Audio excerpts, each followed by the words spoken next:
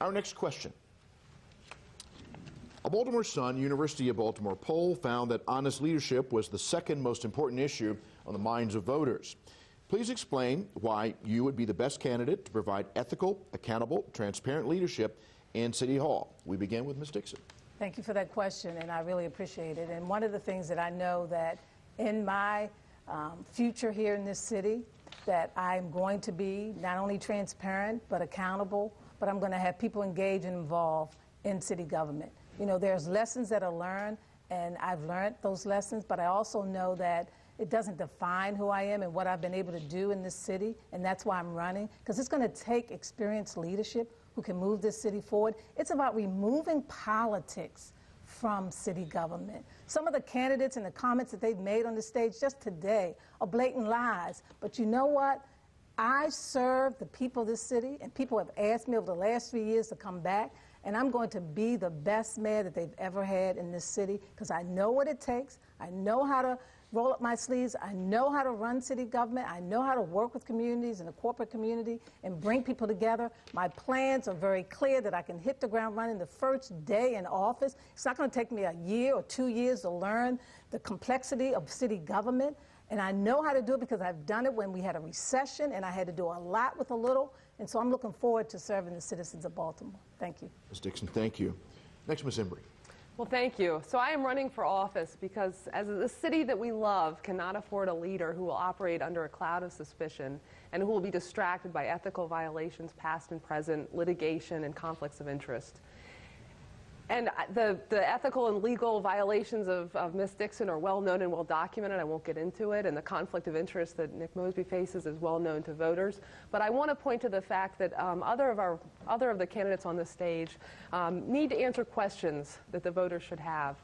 Senator Pugh, for instance, it's been reported that she has received funds from people who don't have any money, who say, if I had that kind of money, I would be in Mexico, from dummy corporations that don't exist.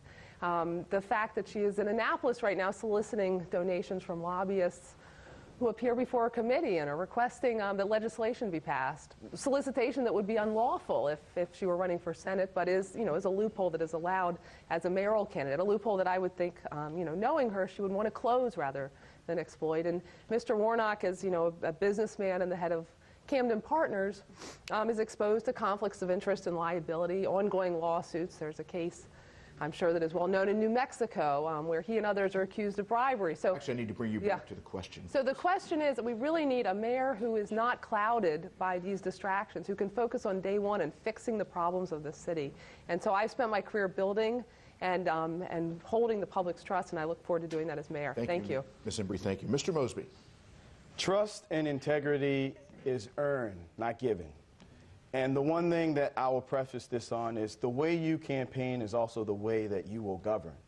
And when we look at the issues with Ms. Dixon and her finance reports of hundreds of amendments, when we look at Ms. Embry and the fact that she's gotten most of her money from one single family in the city of Baltimore, talks about her conflict of interest. And then when we look at Ms. Pugh, who has gotten money from super PACs that are currently suing the city in Baltimore Gas and Electric. She's gotten money from executives from Baltimore Gas and Electric, knowing that we've tried to increase the rates associated with our infrastructure. She's gotten these same contributions from these folks, knowing that at the end of the day, they want to buy our infrastructure for pennies on a dollar. You campaign the way you're going to govern. And as the next mayor of Baltimore, the way I've been campaigning is going after the small dollar donors, talking to the citizens of Baltimore, understanding the problems and developing a comprehensive solution. We talk about real conflict of interest. Let's look at financial reports. That's where conflicts of interest are. Mr. Mosby, thank you. Ms. Pugh. So everything that I've done since I've been in public office and in my life has always been transparent, and I will continue to be transparent. I don't think I've not broken any laws as it relates to being a senator who is allowed to raise money during this term, so I will continue to put forth my financial reports. They are open to the public. They're open for scrutiny. When folks make mistakes in terms of how they've identified folks on a campaign report, they can be corrected, and that's what candidates do. But at the same time, as the next mayor of this city, I will continue to be transparent. I will be open. And in terms of just running the city, one of the things that we need to do is make sure that our auditing department has the proper staff that it needs in order to be able to make our government itself transparent, that we perform audits through every single agency in our city. We were mandated in 2012 to do that, and so I will make sure that we do that as the next mayor of our city. You know, I have operated professionally, and as a senator and as a city council person, have never had to be held under scrutiny as being, and I will do that as the mayor of this city. Ms. Pugh, thank you. Next, Mr. Stokes. Sure, Vic. As the chairman of the City Council of Finance, Taxation, and Economic Development, I have opened the books in a way in city government that they have not been open in decades, quite frankly. Beginning with the audits, which was not as the chair, but just because I was looking for a way to keep our rec centers and our pools open. And I discovered that the city was not keeping financial books or records. I had to put in a law so that we do that now. Beyond that, for the first time, I broke open the books on these tax incentives. I support tax incentives where needed judiciously, but they were being rushed through city council committees in the past, and people weren't seeing what was going on. I opened that all up. I fought and took a stand, 13-1, but I took a stand so that the citizens could truly see transparency in a way they had not seen before. And then I looked at the books of the water department. We're paying way too high for water bills in the city of Baltimore, and yet we were turning off people's water and threatening to take their homes for $300 water bills, while the corporate entities were running up water bills of $1 million, $2 million, and more.